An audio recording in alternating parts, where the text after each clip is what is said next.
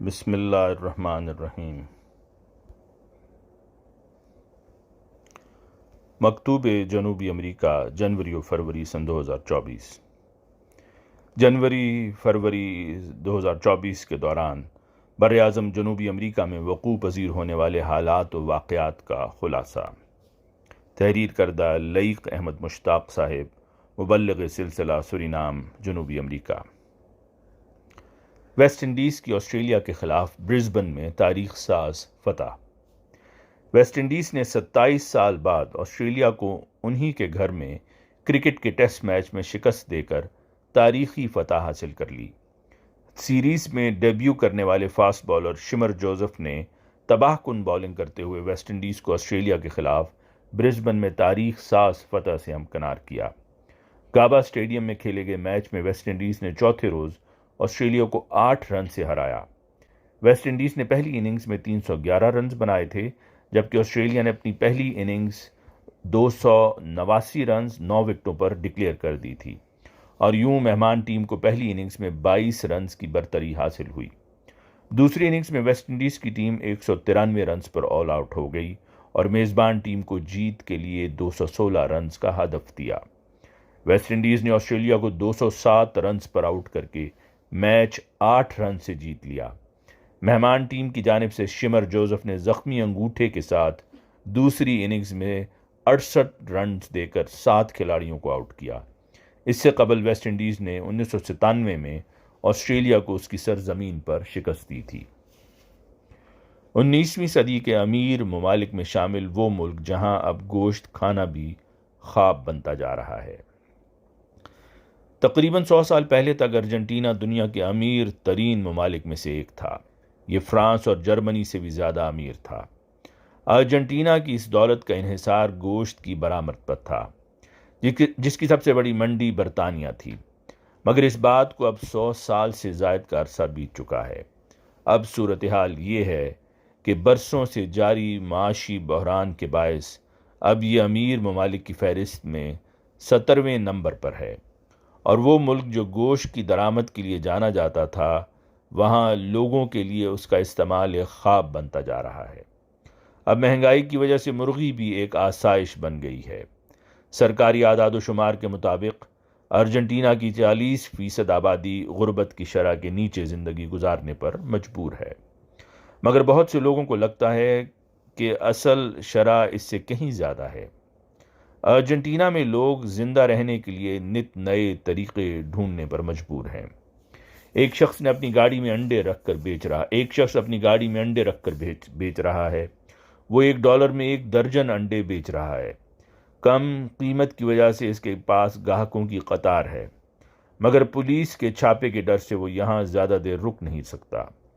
Buenos iris کی گلیاں آج بھی 19ویں صدی میں تعمیر کی جانے والی عالیشان عمارتوں سے مزین ہیں، مگر وہیں ان گلیوں میں پتھروں، ڈیلیوری رائڈرز اور غیر سرکاری ٹیکسیوں کی بھرمار ہے۔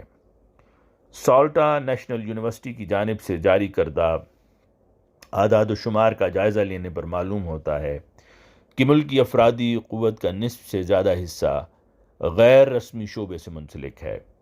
اس کے علاوہ پچھلے سال قانون میں کی جانے والی ترامیم کے بعد سے ارجنٹینا میں ایسے افراد کی تعداد بہت کم ہو گئی ہے جو انکم ٹیکس دیتے ہیں۔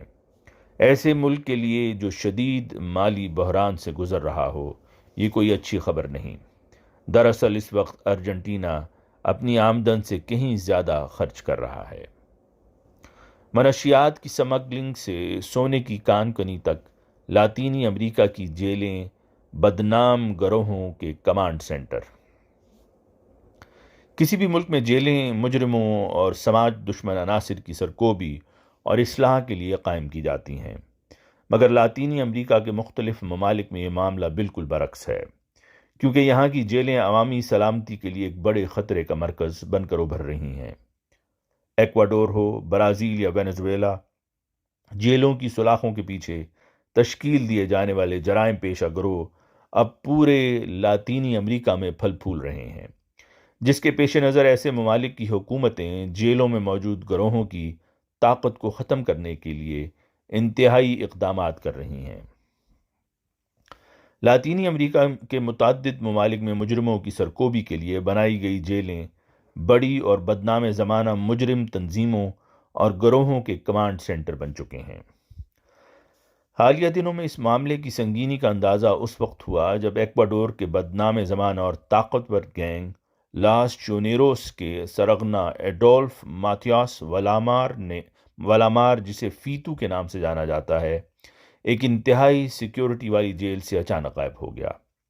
اس کے جیل سے فرار ہونے کی وجہ سے ملک میں واقع متعدد جیلوں میں فسادات کی ایک لہر دوڑ گئی، جبکہ جیلوں کے باہر چند شہروں میں بھی لوٹ مار اور مار دھاڑ کے واقعات رونما ہوئے۔ اس صورتحال کے بعد ایکواڈور کے صدر ڈینیل نے ملک میں جاری اندرونی مسلح تصادم کی نشاندہی کرتے ہوئے ملک میں 60 روز کے لیے ایمرجنسی کے نفاذ کا اعلان کر دیا۔ عمومی طور پر لاطینی امریکہ کی جیلوں میں بننے یا یہاں سے موصول ہونے والی ہدایات پر چلنے والے گروہوں کی آمدنی کا اہم ذریعہ منشیات کی سمگلنگ ہے، لیکن ماہرین کا خیال ہے کہ ان میں سے چند گروہ بھتہ خوری سے لے کر غیر قانونی کانکنی جیسے دیگر جرائم تک بھی اپنی سرگرمیوں کا دائرہ وسیع کر چکے ہیں۔ میکسیکو میں centre for economic research and teaching سے منسلک ماہر گسٹاوو فونڈیولا کا کہنا ہے کہ اب جیلیں ویسی نہیں رہیں جیسا کہ ہم ماضی میں سوچتے تھے۔ پورے خطے میں یہ جیلیں تشدد کے فروغ کی بڑی وجہ بن گئی ہیں۔ آپ کسی جگہ جیل بناتے ہیں اور اس علاقے میں جرائم کی شرح ڈرامائی انداز میں بڑھ جاتی ہے۔ یہ ملک میں واقع جیلوں کے اندر چلنے والی متوازی ریاست جیسا ہے۔ ایکواڈور کی جیلوں پر حکومتی کنٹرول کا فقدان کوئی نئی بات نہیں۔ 2020 سے اب تک جیلوں کے اندر مختلف گروہوں کے درمیان ہونے والے پرتشدد واقعات میں 450 سے زائد قیدیوں کی ہلاکت ہوئی۔ اس ضمن میں سب سے سنگین واقعہ ستمبر 2021 میں پیش آیا، جب درجن کے لگ بھگ قیدیوں کے سر قلم کیے گئے تھے۔ ایکواڈور کی جیلوں میں ہونے والے تشدد سے آگے ماہرین اس پورے سلسلے کو ایک گینگ وار کی طرح دیکھتے ہیں، جو سڑکوں پر بھی پھیل چکی ہے، جہاں قتل و غارت، فائرنگ اور مخالفین پر حملوں میں اضافہ ہوا۔ وہاں یہ ملک یعنی ایکواڈور منشیات کی سمگلنگ کا ایک بڑا مرکز بن کر ابھرا ہے۔ نیو دبئی کہلائے جانے والا ملک جہاں تیل کی دولت زندگیاں بدل رہی ہے۔ گیانا جنوبی امریکہ کے شمال میں سورینام اور وینزویلا کے درمیان واقع ایک ملک ہے۔ اس کی آبادی 8 لاکھ سے زیادہ ہے اور یہ گنے کی پیداوار کے لیے ابتدائی طور پر ڈچ کالونی کے طور پر ابھرا۔ 1966 تک یہ ملک آزاد ریاست کے طور پر سامنے نہیں آیا تھا اور اس کا نظم و نسق برطانوی راج کے زیر اثر تھا۔ سن 2015 میں امریکی آئل کمپنی ایگزون موبل نے ملک کے ساحل پر اقتصادی طور پر قابل عمل تیل کے وسیع ذخائر دریافت کرنے کا اعلان کیا تھا، اور اس کے بعد کے سالوں میں ایگزون موبل، میس اور چین کے CNOOC کمپنی پر مشتمل کنسورشیم نے گیانا کے ساحل سے صرف 200 کلومیٹر دور کنویں کھودے۔ اب تک اس ملک میں تقریباً 11 ارب بیرل تیل کے ذخائر دریافت ہو چکے ہیں، لیکن حالیہ اندازوں کے مطابق یہ حجم 17 ارب بیرل تک پہنچ سکتا ہے۔ یہ برازیل کے تمام تیل کے ذخائر سے زیادہ ہوگا، جس کا تخمینہ 14 ارب بیرل ہے۔ 2019 تک گیانا کی معیشت زراعت، سونے اور ہیروں کی کانکنی اور لاگنگ پر مبنی تھی، تاہم تیل کی دریافت سے ہونے والی آمدنی نے ملک کی مجموعی شرح نمود یا GDP کو نمایاں فروغ دینا شروع کر دیا ہے۔ سن 2020 میں برازیل کے اس وقت کے وزیر خزانہ پاولو گوڈیز نے ملک کا موازنہ متحدہ عرب امارات کے ان شہروں میں سے ایک سے کیا تھا جو تیل سے پیدا ہونے والی دولت کی علامت بن چکے ہیں۔ گوڈیز نے کہا کہ یہ خطے کا نیا دبئی ہے، اور اس ضمن میں سامنے آنے والے اعداد و شمار واقعی قابل توجہ ہیں۔ بین الاقوامی مالیاتی فنڈ IMF کا اندازہ ہے کہ 2019 سے 2023 کے درمیان ملک کا GDP 5.17 ارب ڈالر سے بڑھ کر 14.7 ارب ڈالر ہو گیا ہے، جو کہ لگ بھگ 184% اضافہ ہے۔ صرف 2022 میں GDP کی شرح نمو 62% رہی۔ اسی طرح فی کس جی ڈی پی 2019 میں 6,477 امریکی ڈالر سے بڑھ کر 2022 میں 18,199 امریکی ڈالر ہو گئی ہے۔ یہ اعداد و شمار 2022 میں برازیل کی فی کس جی ڈی پی کے دگنا سے زیادہ اور گواٹے کے 3 گنا سے زیادہ ہیں۔ گیانا کے لیے عالمی بینک کی نمائندہ ڈیلیٹا ڈوریٹی نے بی بی سی کو بتایا کہ گیانا سے بہت امیدیں وابستہ ہیں۔ ان کا مزید کہنا تھا کہ ایسا لگتا ہے جیسے ملک نے لاٹری جیت لی ہو اور یہ زندگی میں ایک بار ملنے والا موقع ہے۔ تیل سے پیدا ہونے والی ترقی کے نتیجے میں ملکی معیشت کے دیگر شعبوں پر بھی مثبت اثرات پڑے ہیں۔ آئی ایم ایف کے مطابق 2022 میں non oil G D P growth 11.5% رہی۔ اس کے اثرات ملک کے بڑے شہروں جیسے دارالحکومت جارج ٹاؤن میں نظر آ رہے ہیں۔ کرینوں اور تعمیراتی کارکنوں کو بنیادی ڈھانچے کے منصوبوں جیسے ہسپتالوں، شاہراہوں، پلوں اور بندرگاہوں پر کام کرتے ہوئے دیکھا جا سکتا ہے۔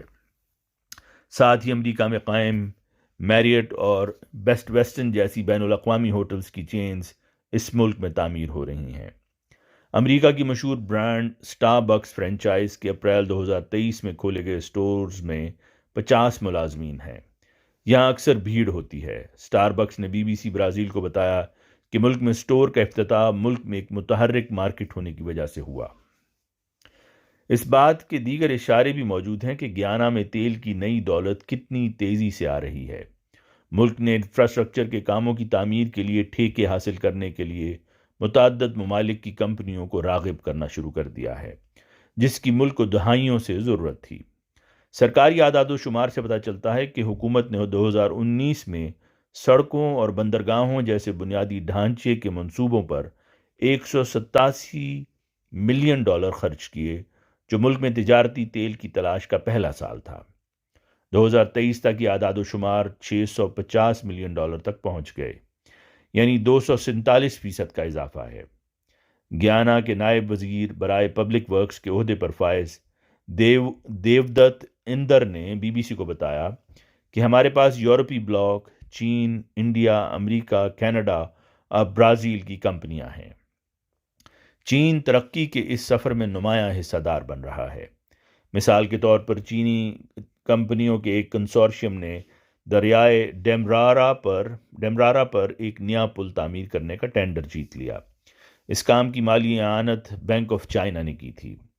اس منصوبے کو ملک کی ترقی کے لیے اہم سمجھا جاتا ہے، کیونکہ یہ پل ایک ایسے پل کی جگہ لے گا جو گزشتہ 30 سال سے زیادہ عرصے سے زیر استعمال ہے اور اسے دن میں کئی بار بحری جہاز گزارنے کے لیے بند کرانا پڑتا ہے۔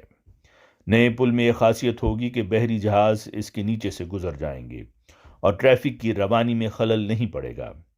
اس منصوبے کی مالیت $260 ملین ہے۔ سال 2023 میں انڈیا میں ایک ٹھیکیدار نے ہائی وے کی تعمیر کے لیے $106 ملین کا ٹینڈر جیتا تھا۔ آسٹریا کی ایک کمپنی کو حکومت کی طرف سے ہسپتال تعمیر کرنے کا ٹھیکہ دیا گیا۔ اس منصوبے کی مالیت $161 ملین ہے۔ اسرائیل غزہ میں فلسطینیوں کی نسل کشی کر کے ہٹلر کا کردار ادا کر رہا ہے۔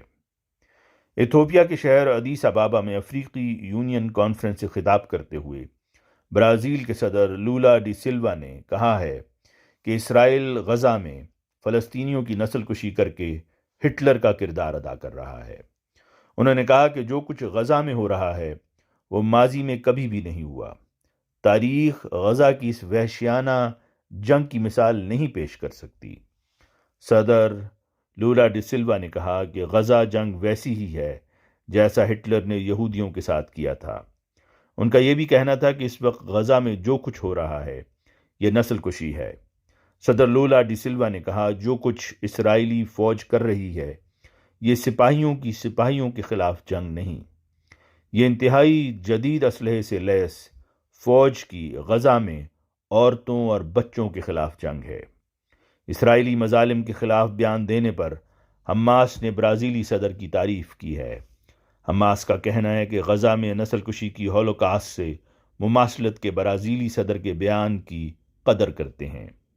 حماس نے کہا کہ برازیلی صدر کا بیان بائیڈن انتظامیہ کی حمایت سے مظالم جھیلتے فلسطینیوں کی درست عکاسی ہے۔ عالمی عدالت انصاف برازیلی صدر کے بیان پر توجہ دے، فلسطینیوں کو جدید تاریخ کے بدترین مظالم کا نشانہ بنایا جا رہا ہے۔ آواز مرزا عمران احسن۔